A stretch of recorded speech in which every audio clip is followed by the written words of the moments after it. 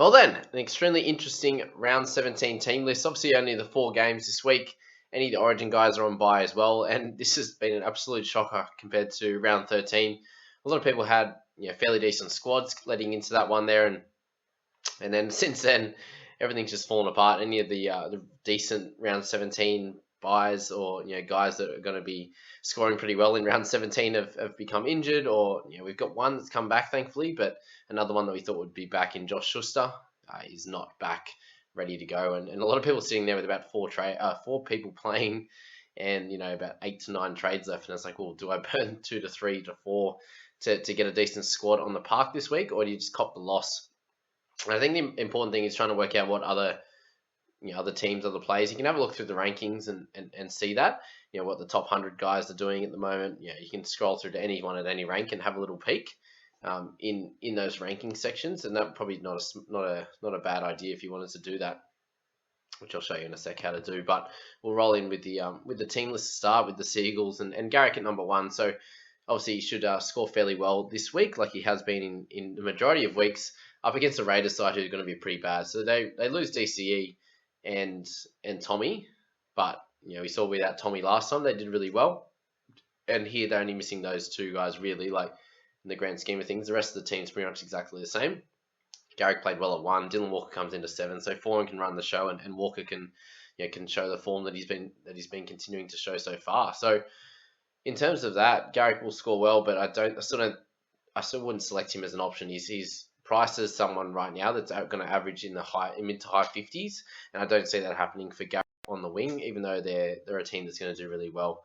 I just don't see it. I see him averaging like 50 at best, and he's priced too high for that at this stage. So yes, he'll do well, but that's where I'm at on him.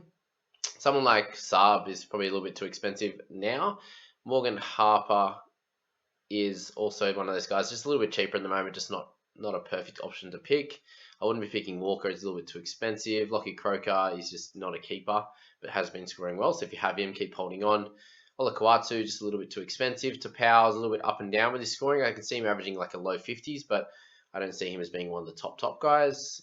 Sean Kepi in the 13 should score pretty well, along with Lawton. So if you picked up Lawton, you've kind of done really well there.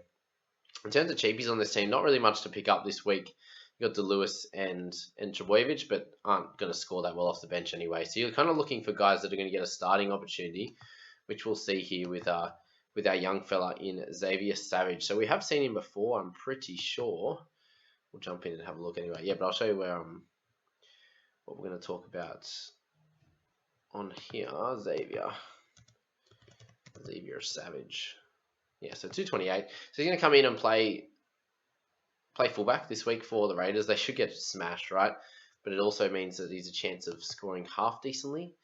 So keep that in mind with him for the Raiders side. Well, let's just let that load quickly. But Savage is someone you can bring in as a cash out option who's going to play 17 and probably not play too much more. He also has the chance to, with Simonson. Unfortunately, if you picked up Simonson, he's out this week. It's a 4 to 6 week injury on his toe. So if you do have, if you're thinking about Savage as an option, there's a chance that he continues to play one longer term, so that sort of for that 4 to 6 weeks while Simonson is on the return. But yeah, Savage, okay, just the 1 game. That's why I saw his name. But 11 minutes for a -1, so that's good. Missed tackle, 11 meters gain, beautiful. But you'd expect over a full game in the fullback position, should be able to score somewhere in the 20 to 30 range at a minimum. So fingers crossed anyway against the Manly boys. Hopefully with a couple out, they can play. They can play okay and not get absolutely smashed. That would be the goal. But yeah, Savage is an option there to pick up in the wing fullback position at a 228k price. So yeah, jump in this, guys. I've had a few people ask me about cash cows, so he's one that would be okay.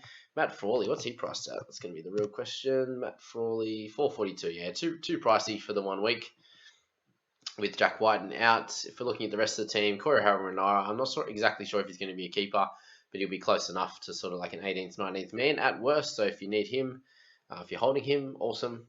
Anyone else in this team, I think is a no. They're pretty much full strength. So that's that with that first game. In terms of our next one, the Rabbitohs and the Cowboys. So we have another young fellow in Blake Taffy, who we'll have a look at here. He'll end up in our screen. So 228 as well. So if you think that he might be a better option as a cash out, he has the half and wing fullback dual, which probably looks a little bit better. he has played one game before, and that was last round. So 19 minutes for 20 points. Got a try assist, line break assist. So we got to see a little bit of him last week.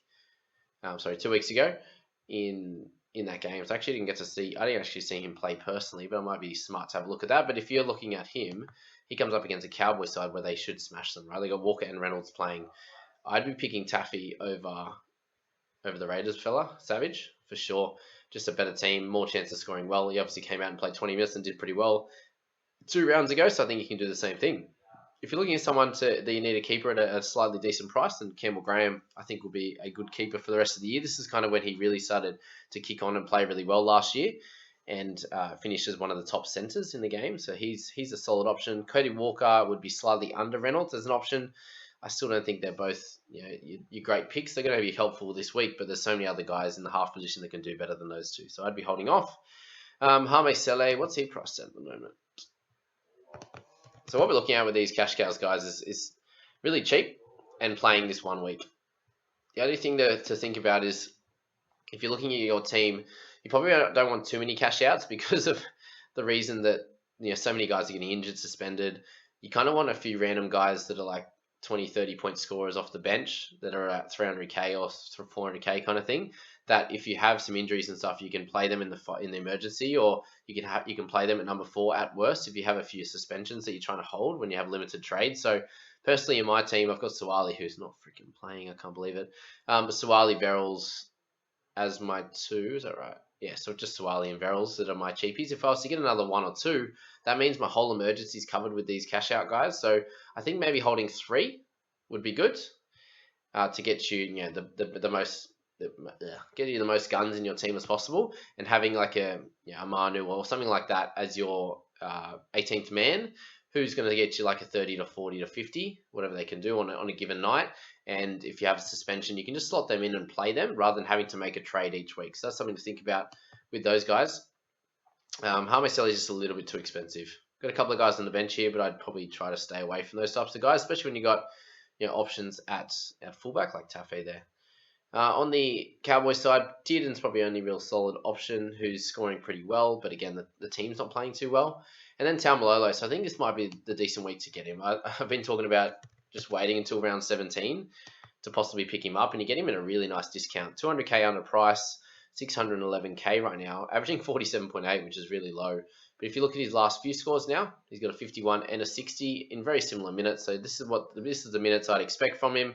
And this is more like his gameplay. 3 tackle breaks, 6 tackle breaks. The meters are still a bit lower, but the runs are a bit more meaningful the last 2 weeks. So if we can get him somewhere over the 50 price point, scoring over 50, averaging in the mid 50s kind of thing, that he's about 100k under price, and I think he's a good option. So he's someone that's done it in the past, and you can expect it to be a little bit safer, especially when they need him to really step up.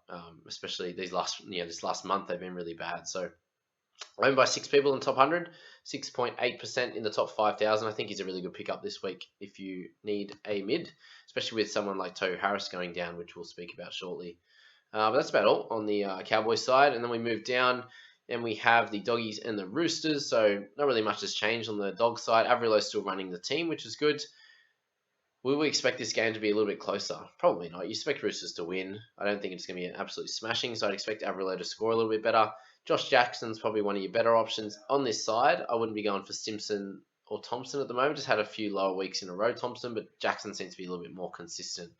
With guys on the bench, you got this Bailey dude, but who knows what kind of minutes he's going to play, and you don't want to pick up a guy like that who's not going to play too many minutes. Joey Manu moves to the fullback position. Should be for the last time this year, so he should score pretty well, but I wouldn't be picking him up. I own him, so I'm happy to hold, but that's about it. And unfortunately, we don't get Suwali. He's named in the 21 jersey, which is not what I wanted. I brought him in as a cash out.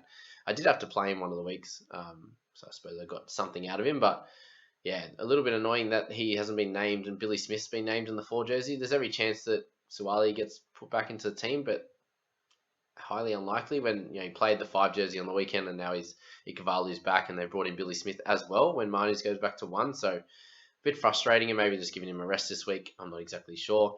Lockie Lamb moves back to the 14 position. Sam Verrills is okay option. He's just a little bit too expensive now at 297, 286. So yeah, he's someone there that will be able to score fairly decent this week with Lamb on the bench. So I'd imagine him get sort of 55, 60 minutes. Verrills. Other than that, Victor Radley's back as well. So yeah, I wouldn't be picking him up. But that's that.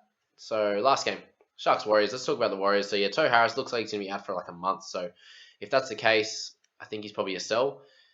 If you have over 10 trades, if you have under 10 trades, it's very hard to sell him. I think. Obviously, it is 4 rounds, and that would make it what 17, 18, 19, 20, and you'd still get sort of 5 rounds out of what 20, yeah, 5 rounds out of him.